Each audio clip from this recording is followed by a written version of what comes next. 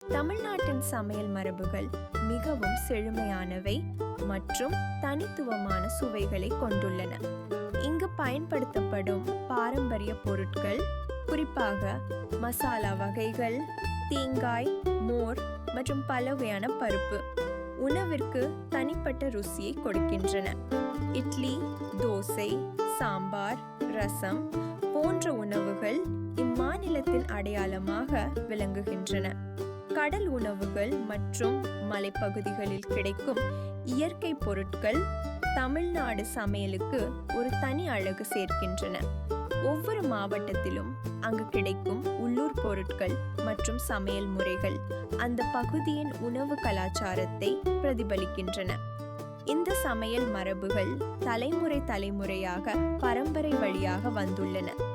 மேலும் தமிழ்நாட்டு உணவு உலகளாவிய ருசி கொண்டதாகவும் அமைந்துள்ளது.